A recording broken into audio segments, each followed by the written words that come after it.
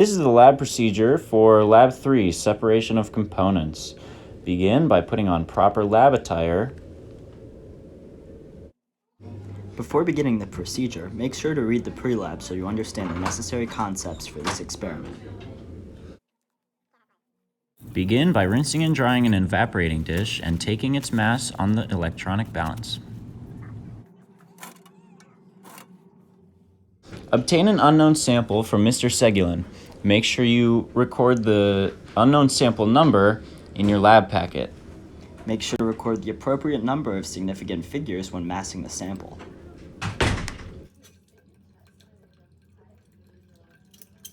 Begin by heating your sample underneath the hood. Make sure you heat it underneath the hood, otherwise these white fumes can and will kill you. While heating, gently shake the evaporating dish. Thug shake. Once the evaporating dish is cool to the touch, place it on the balance and get the mass. Record this mass in your lab packet. To calculate the mass of ammonium chloride, subtract the mass of the evaporating dish after subliming the ammonium chloride from the mass of evaporating dish and the original sample. Measure out 25 milliliters of distilled water and add this to the solid in the evaporating dish. Begin to mix the dish gently for 5 minutes. Thug stir. After stirring for approximately 5 minutes, take the mass of a clean and dry evaporating dish and watch glass on the balance. Record this number in your lab.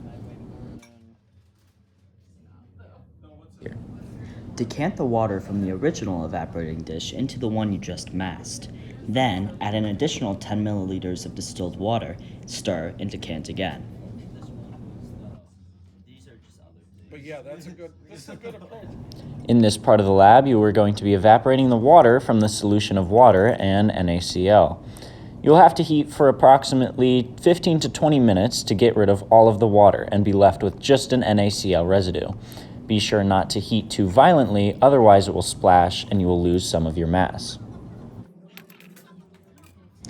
While the water in the salt solution is evaporating, you may begin to dry the sand. Place the evaporating dish containing the wet sand over a Bunsen burner, heating for approximately 15 minutes until all of the sand has dried.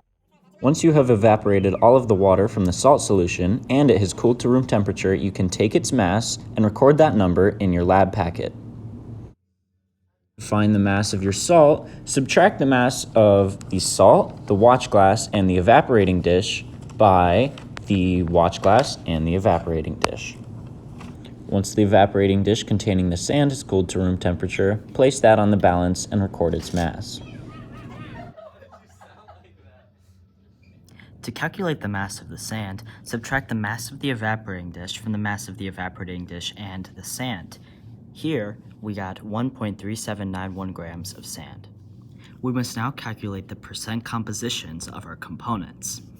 Here, we will be using the example of the silicon dioxide. To perform this calculation, take the mass of the component over the mass of your entire sample and then multiply it by 100. Here, we found that sand had a 55.04% composition by mass. Finally, we must determine our percent of recovery. To do this, we sum the total masses of the components to find our mass of matter recovered over the mass of our original sample following this formula. Here, we found that we had a percent recovery of 99.33%. We will now briefly summarize how a lab write-up should look. Make sure to follow the format as described in your lab handout so you know how to set up your lab. In this sample lab, we will show you how an appropriate lab write-up should look. Make sure to label each major section very clearly. It helps to underline the section so we know what we're looking at. Here you'll notice we have our title, names, dates worked in lab, and pre-lab questions. Fill out and complete the pre-lab questions underneath that section, and then continue with your procedure. In your procedure, you will summarize in your own words what you did and how you carried out your lab procedure. Make sure to include any major deviations from the original lab report. Underneath that, you're going to want to recreate all of the lab tables that you found in your lab packet in here and then perform all of the necessary calculations